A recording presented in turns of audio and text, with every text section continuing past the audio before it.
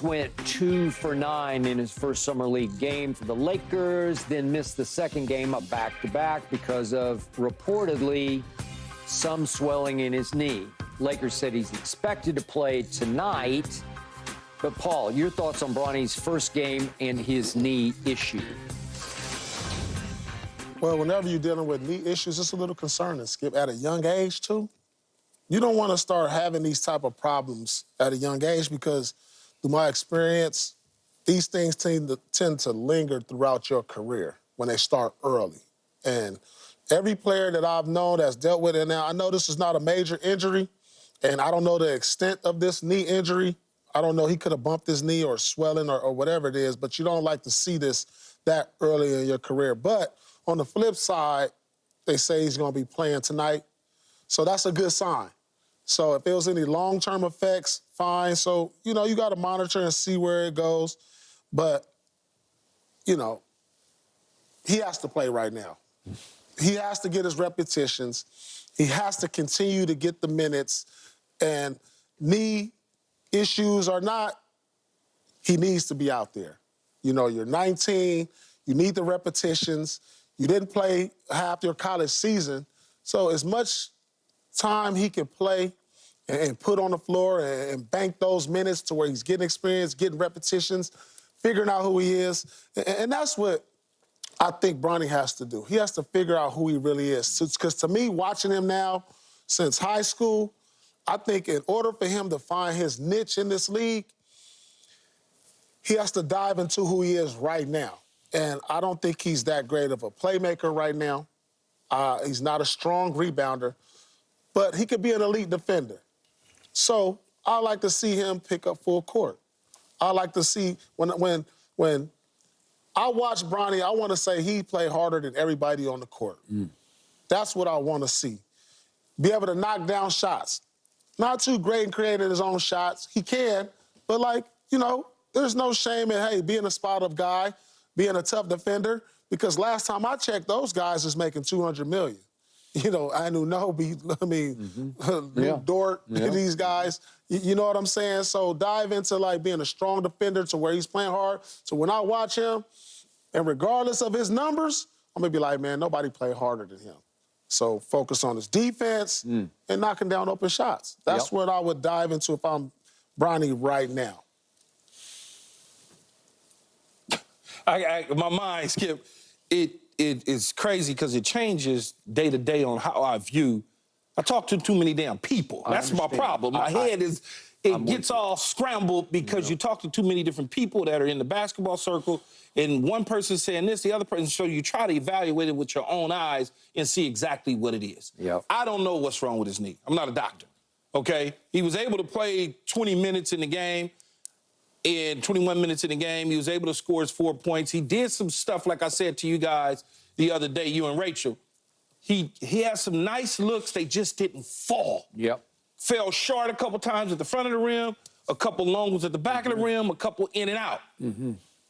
What I liked about it is he wasn't afraid. He shot the ball. He wasn't shying away from shooting the rock. You know, it wasn't like, okay, I'm not going to shoot. He was like, no, man, I'm about to put these things up. Whatever happens, happens. To me, that's fine.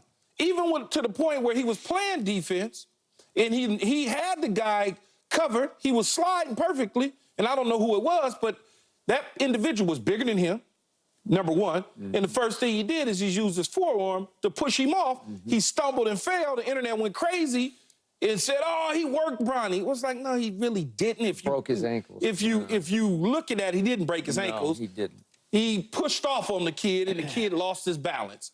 Okay. This is going to be harder for him than what he probably expected to be. Because not only are guys going to try to get up in him, because they don't like the situation of where he was drafted, because they not being drafted. So they're going to play extra hard in the G League, Summer League against him. Because they already feel like he's only in the position because it was nepotism used in the first place, which I don't give a damn. Draft them all, your whole family, put your daughter on the team too. Yeah, might as well, if I was LeBron, I'd tell him, hey, he coming to the Olympics with me, he gonna play on the Olympic team. Because if I could do it, I'm gonna do it. But he has to, like Paul says, he has to play somewhere minutes. You can't You can't sit on the end of a bench in any sport and expect to get good. No. Even in practice, you gotta play live action. Yeah. Right? It's gotta be live, bullets flying for you to understand how to get out the way. And I think at some point in time, we'll start to see it click. And it may be best served for him to start running with better players. I agree. Okay? Meaning like the frontline guys to get up to speed faster, opposed to people trying to learn the game at the same level you learning it at. Yeah. So we may really never see what he could potentially be until he gets to the real Laker team. So, you know, I think his knee will be fine. I think he'll play tonight. I do. He may play less minutes, though. Okay, before I go to your points, let's see the 9 shots that he took in his first Summer League game, just to sort of give everybody a reevaluation of what it felt like. Here's Bronny, game number 1. Took a jumper, and it was just a little long. Looked good. Yeah, but see, these 3 is all long. one-on-one, Skip. Yep. These is all, okay, now right here, he needs to knock these down. Yeah, that was the open. open shots. Yeah. But see, now he's creating his shot, but I don't think he's that player. Yeah. You know, he's not this player right here where, in the NBA, I'm saying, to where I want him out here trying to create his own shots. Yeah. You know, I mean, he's averaged 4 points in college. I think you just dive into who you are, be a strong defender, a spot-up guy right now. That was his only created shot that he made. I mean, eventually you're going to knock something down. Yeah, got it. You know, but like... In and out. That be was a your in and spot-up- out be a 3. It looked spot-up like guy. it was in. Yeah, You know, be a spot-up guy right now. long again. And a strong defender. But could it be, I'm going to ask him this quick, Skip.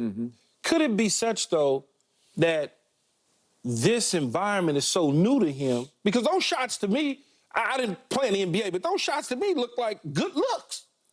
Could it be just that he's gauging? He's creating his looks. And I'm not saying he can do that, but that's not going to be his role, him creating shots. Right now, his But role... what if they want him to be? That's not it. That's not going to be his role. He's not going to be having the ball, bringing it up right now. Like, I don't care what I did in college, Key. When I got to the league, all I did in college, you go over there and you earn the right to do all that. You know, you earn the right to bring it up and run some offense. Right now, dive into being a strong defender.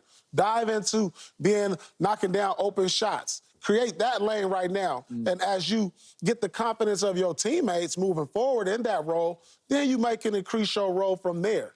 But like right now, I mean, just it hasn't shown since we've seen him, college, now that individual scoring one-on-one is his strong suit right now. It doesn't show statistically that individually making plays for other people is his strong suit right now. So let's play to his strengths is all I'm saying. Okay, back to the knee, to your first point. When I heard this, I was stunned by it because, wait, he just played one game and he's got a knee issue? Yeah, and listen, I know about knees.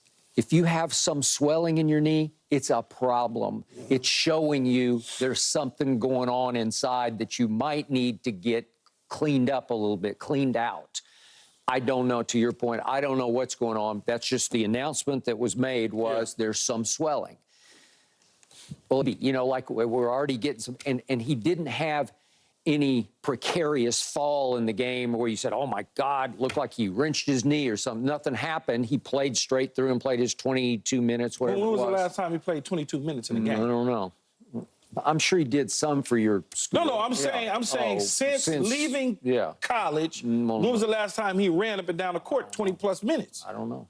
So maybe that contributed to a contributing factor to why You got to be doing some drills. You got to be doing some scrimmaging. You have to be. You don't just come out and just play in a game. All right. You know. But what was so ironic to me, his father's played 69,000 NBA minutes, and he, to my knowledge, reportedly has never had any knee issue whatsoever. And I'm knocking on wood because that is blessed, man. He's built that is different, blessed.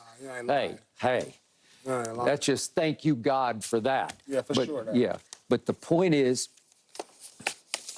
When I watch Summer League, it feels like a McDonald's game to me where they're all trying to, they're just going crazy. Everybody, give me the ball and I'm going to show out. You know, I'm just going to show out. I'm just going to watch this move, watch this move. And it's hard. He doesn't belong in that flow because he is a complimentary player in the best way. That's a positive. Where, to your point, if you put him with better players, if you put him on the real Lakers and you put him alongside his father, he will blend and fit perfectly in because he knows how to play basketball, and he doesn't need the ball to do what he does. No, but they also can, like I was saying, Skip, they also could say, like Paul was saying, we'll bring the ball up the court. You inbound it. We'll bring it up the court. Go stand your ass in the corner. Okay. That's veterans and doing defend. That. This dude and defend. But he out there with dudes that's trying to get a check.